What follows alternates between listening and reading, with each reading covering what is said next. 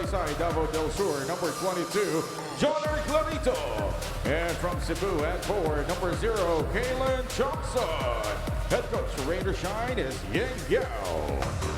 And now introducing the starters for the Meralco Bulls. At guard from Pangasinan, number 5, Jason Brickman. Also at guard from Valenzuela, number 71, CJ Cancino. At center, number 9, Antonio Hester.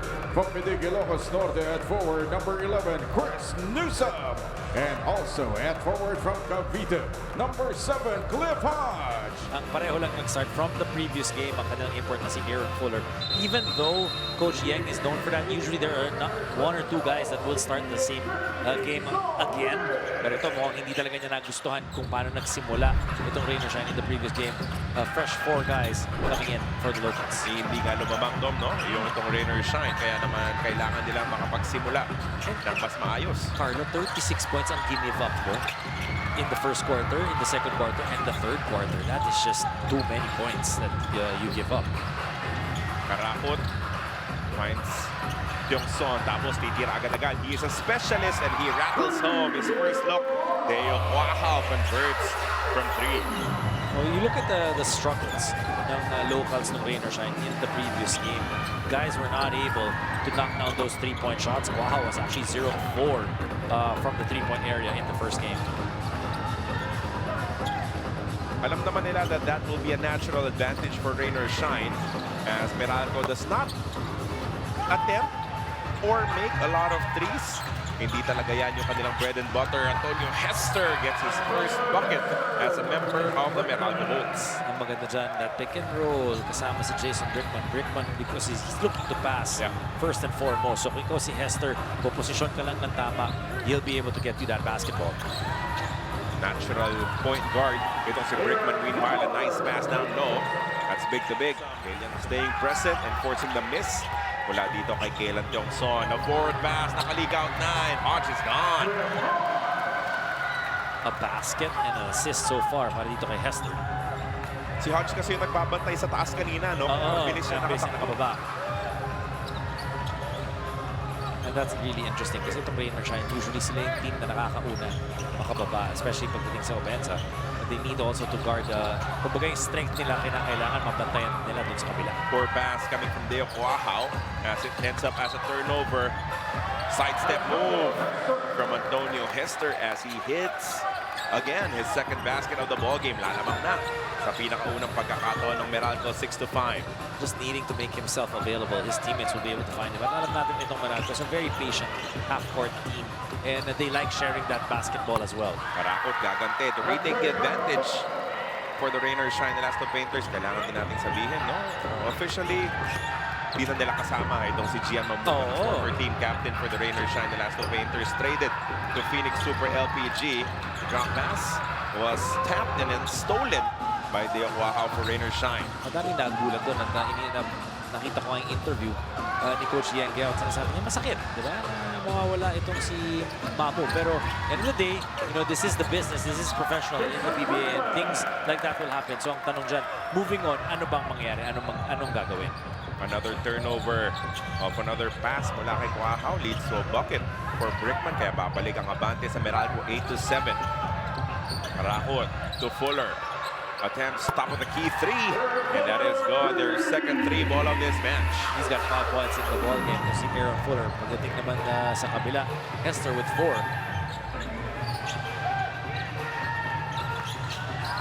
Brickman, ganda ng pasa patungo kay Newsom, but he will come up dry on that 3-point attempt. Tatakbo sa kabilang banda ang Rainer Shine, the last of Painters. Karakot biglang pumasa sa ilalim, natapikan. Another turnover as Newsom breaks free. Iniwan pa kay Brickman for the easy layup. Why, or the biggest reason why they brought Hester here is yung familiarity niya with the PB. And they know that he's a presence inside, and he's a hard worker. So sinasabi mo yung nasa first game kanina, may skills? Oo, nakaka-shoot-shoot yung si Magumar John ako na nanakit lang siya karumi-rebound. Nakaka-shoot siya? Oo. Parang yung balita ko, lahat hindi. 14-12 is the count. Nakasagot na ang Rainer Shine, the last of Painters. Lead goes back to the bounce pass patungo kay Hester. His pass, telegraph. thrown forward. De Joao in a foot race. Ang ganda naman ng peke niya as he will get this back shot to drop. See, that time, unfamiliarity with his game. They were expecting him to go all the way to the basket already. So everybody just stood there. So walang bailout pass itong si Hester that time. Hester hands it off to Brickman. Punta kay Asisio. He provides the screen. Brickman sa ilalim. And to pick up his dribble. Cancino attacks towards the left. Cancino nakiraan and he gets the layup to drop. Important, isa na nga doon, itong Rainer siya. In the elimination round and then TNT in the semifinals. Wow! His second three-point conversion of this first quarter. 10 points for him. One-hander. Mabilis na ganti naman mula kay CJ Cancino. The pace has been good here in the first 8 minutes of this matchup. Wow! Titira, mas malayo. Pasok pa rin! There are games that yung mga tao sa Rainer siya talagang mainit, di ba? One quarter, they'll just explode. Oh, good pass down low. Bates. Patient move as he gets the end one. Asisio. Naghahanap ng kaibigan. Bibigay kay Fuller. Aaron Fuller goes to his right side and hits the layup. Kung nakita mo, ayaw ibigay ni Brandon Bates yung kaliwang side, but Fuller able to fake him and then go all the way to the right side and get that layup. Tama naman yung basa ng depensa, no? Pero mas magaling lang yung tira mula dito kay Aaron Fuller. Cross-court pass, muntik na maagaw. Brickman goes on the drive. Iniwan pa kay Cliff Hodge for the reverse. Look at how fast Morocco is able to get down. Pero Because mabilis din yung tira. dahil itong Rainer side, pag fast break, hindi naman nila hinahanap basta layup lang eh. Kahit 3 points or 4 points, pupull up yan. Basta maganda yung nakitang shot attempt, why not? Yan ang tinatanong lagi ng Rainer Shine. Kaganti ba ang Meralco?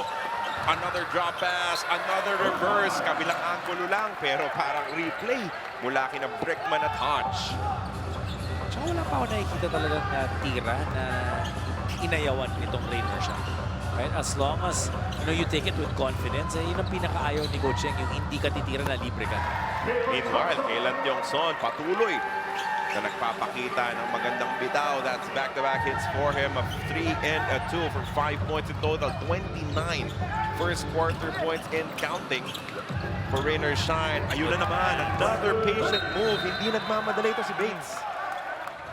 The undefeated Phoenix Super LPG Field Masters. That'll be tomorrow at the Smart Araneta Coliseum. Ang dami ng naipupuntos. Itong si Brandon Bates. That's 7 coming off the bench for Brandon. Pero yun nga, he stayed patient and he had just signed yung time na yun, yung na-injury. Because kaka-champion lang ng Meralco noon and he signed the fresh 3-year contract. Yung mga kala mo, matagal mo makakakampi. Biglang matutuldukan ang inyong pagsasama. Araw-araw mong makikita ngayon, makakasalubong mo na pag magkalaban na kayo. Dito sa PBA, meanwhile, a basket to open. Second quarter. He's really fit like a glove. Nag-Phoenix, nag-NLEX, hanggang makaabot dito sa Meralco. Hito. You being familiar with the PBA brand of basketball. So Antonio Hester, alam niya, pisikalan. What a move by Antonio Hester. As Rainer Shine will get another opportunity to tie or even take the lead here in the second quarter. What a pass coming from Asisio locating.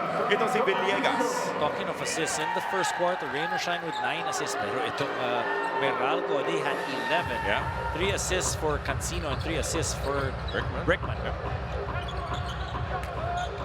Ngayon, import versus import ang ating matchup. Maliksi, 3-point shot. Good again. Pangalawa na yan sa ating laro. Alonso but not able to take that shot, but what a great pass that time. Sika nga ni Aaron, I've faced Antonio Hester multiple times in the PBA and in the IBL. He's good down low and with his jumper. So kailangan ko yung batayan, lalo na siya ang nanalo. Umupo si Jason Brickman doing a great job earlier of setting up his teammates. Ngayon, nakawala itong si Malonzo. No communication this time on defense. Wide open, that lane, nobody protecting that rim.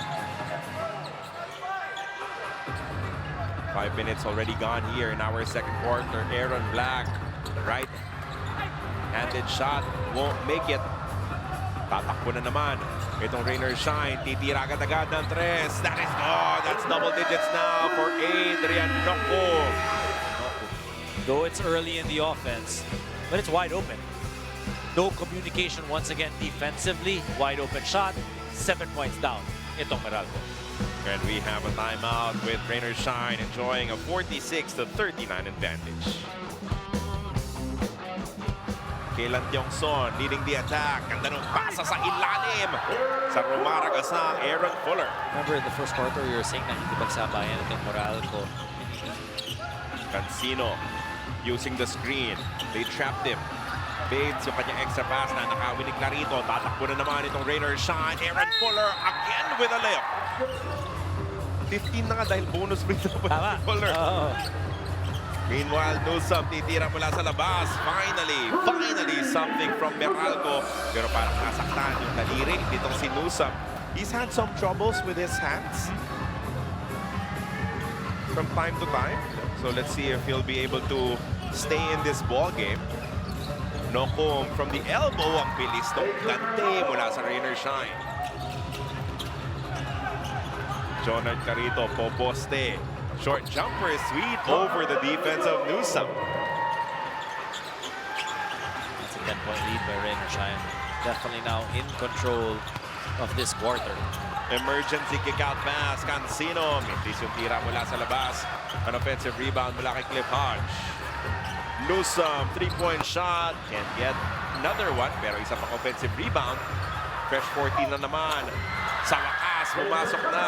Wala dito sa possession ng Meralco sa 3. Hands it off to Clarito. He'll go one-on-one against Newsome. Still a lot of time remaining in their shot clock. Clarito creating space. Same shot, same result against New.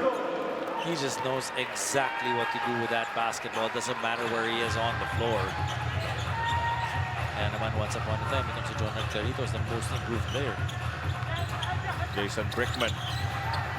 Yung pasa niya na antala. And this is a 3-on-1. Another strong finish from Aaron Fuller on the dunk. Antonio Hester threads the needle. Pero kinailangan nilang iikot pa yung bola. Cancino absorbing the contact and hitting the one-hander. With the number of fouls that he has right now. Pero papasok ang isa pang tres mula dito kay Brickman.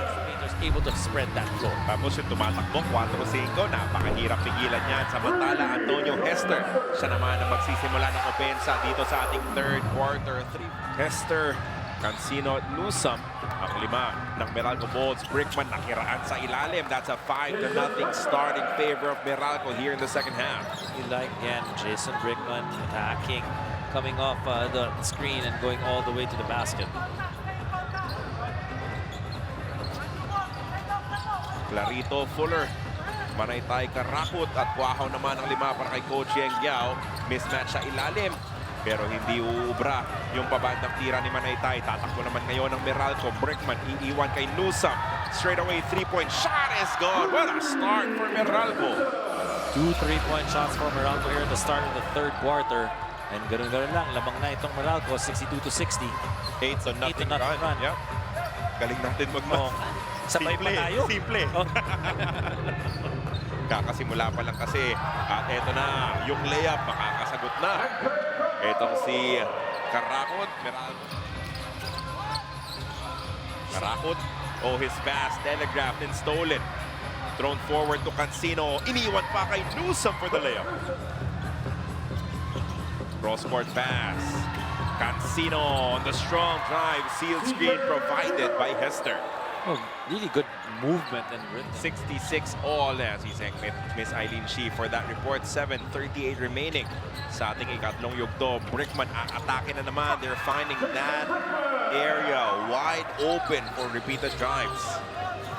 Brickman again being aggressive there, scoring another point. No? Aggressive baka mo.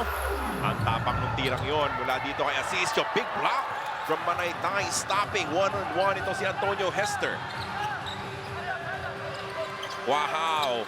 Ibibigay sa ilalim kay Fuller. Inikutan yung depensa. That's a big 5-0 run for the Rain or Shine. The Elasto Painters extending their lead back up to 3 points. Even with that big run of Meralco at the start of the third quarter, itong Rain or Shine did not panic. Coach Yang pushing the right buttons, bringing in a number of guys. Asisio, mas maganda ngayon yung takbo ng ofensiba itong Rain or Shine. Pero may problema sa kanan yung depensa ng Rain or Shine. Masyadong bukas. Yung mga layup masyadong simple. Samantala si Manaytay nakaw na naman ng 2 puntos dyan sa loob ng depensa ng Meralco. Napaka doon, Carlo, doon sa kanan, dire-diretso sa basket eh. Cancino. Binomba pa. Ganda naman doon mula kay CJ. Again, basketball just looks so easy with CJ Cancino. Daming sandata daming weapons itong si CJ Cancino can hurt you in a variety of ways. Saka parang hindi mahirap yung basketball eh, di ba? Whatever shot it is, he's able to make it look good and easy. Cancino, nanakawan, clean swipe according to the referee. Ball recovered by Brickman. Umikot pa! Nasa ng tao itong Meralco as we check out this play of the game. Brought to you by Sports Plus, a 180. Coming from Jason. Sa ilalim na naman, pero sobra yung reverse layup nitong si Cliff Hodge in traffic. Tatakbo ang Rain or Shine. May bumabang depensa, hindi inalala. Itong si Jonard Clarito, sinagasaan sa gitna to extend their lead back up to 3. Carlo off that miss. There's 5 guys for Rain or Shine running. And again, that was a 4-on-2 fast break.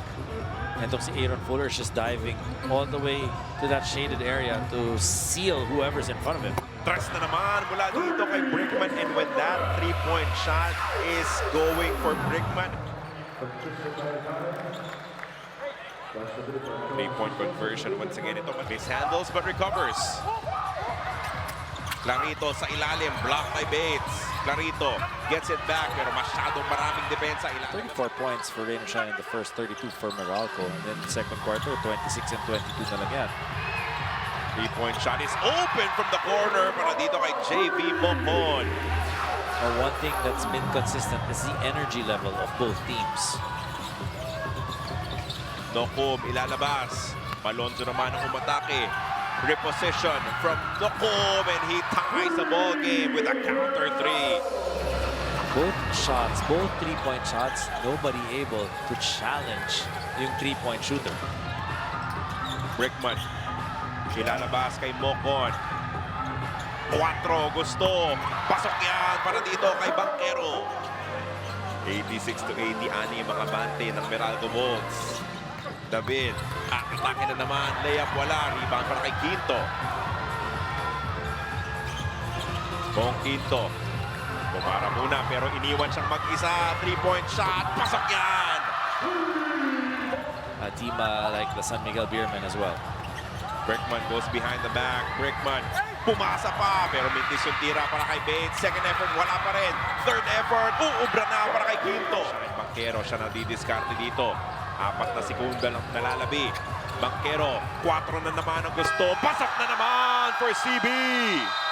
A grand total dome of 41 third quarter points for the Meralco Bulls. This one obviously counts for Chris Banquero. At ang dadalhin nila ay 10 puntos na kalamangan. Well, 12-point advantage rather, 95-83. Kaya ayaw mo rin makuha niya yung kanyang pang-5 personal foul this early in the fourth quarter. 2 tres magkasunod para sa Rain or Shine. They're never out of it. Never out of it. Lalo na yung 2 tres na galing doon sa 2 palaki. Di ba? Bigla na kalahati na yung abante kanina ng Meralco. Pasok na naman yung tres mula kay Chris Banquero. 2 4-point shots in the third quarter for Banquero, and then now in the fourth quarter, a 3-point shot for him. Nokum on a mismatch. Pinapasayaw itong si Brandon Bates. Gumamit pa ng bangga pero mintis yung tira. Ang rebound pupulutin ni CB. Banquero hindi magmamadali. Nakita niya marami nang nakababa mula sa depensa ng Rain or Shine. Gagamitin yung screen ni Mocon. Banquero pumihit. Ibibigay kay Aaron Black. Aaron, push shot is good with the right. 2 minutes already gone here in our fourth and final quarter. 4 na naman ang gusto. Why not? Inakandiran no? Hindi pa rin nire-respeto. Yung kakayahan. Puntos na yan para sa kanya baba sa 11 ang lamang ng Meralco Bolts. Bong Quinto. Ginagalawa ng depensa. Mintis yung kanyang tira. Kailan Tiongson, pupulutin ang rebound. Tatakbo na sila. Wow! Stop and pop! Pasok pa rin! Wow! I mean, he's looking for his shot. Diba? Nakita mo, pupunta siya dun sa 3-point area or the 4-point area and the perimeter. He is just getting that basketball and releasing. No conscience type of shooter. Ito si Deo Quahao. Gagante si Aaron Black. And he will get to answer back. 106-95. Mocon sa kabilang kanto naman. Pasok na naman para kay Mocon. Pangalawang tres na yan. The offensive rebound. Mocon wide open. It's a miss this time but another offensive rebound. Nanakawi naman ang Rainer Shine. Nokum.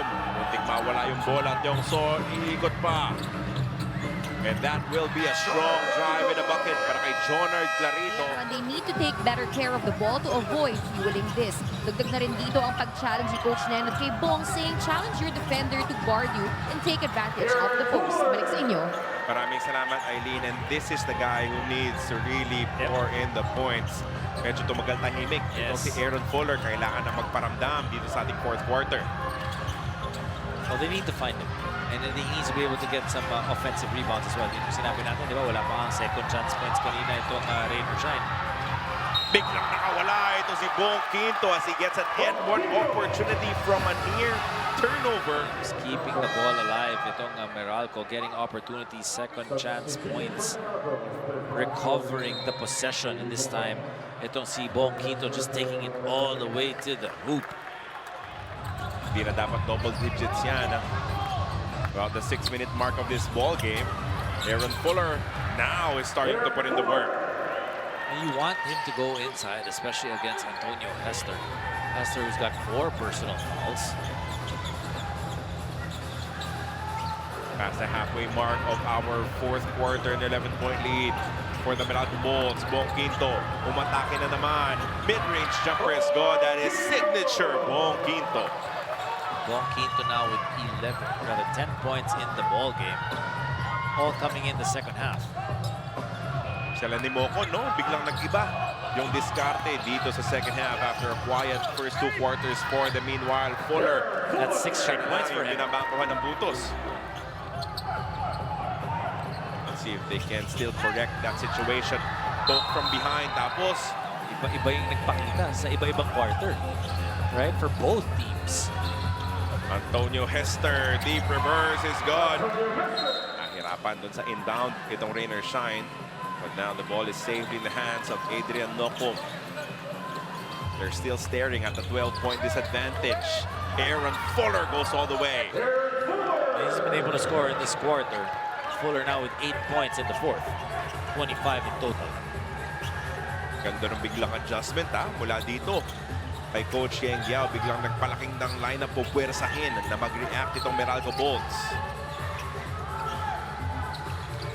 Brickman has it up top kontra kay Nokum. Pumatake sa kanan, Pumara picks up his dribble. He's in trouble. He turns the ball over. It seemed like that the Meralco Bolts offense was going anywhere. Unstoppable, Aaron Fuller. Binabalang yung ulo, umatake. Inch Rainer Shine closer. Still down by 8 points, 117 to 109.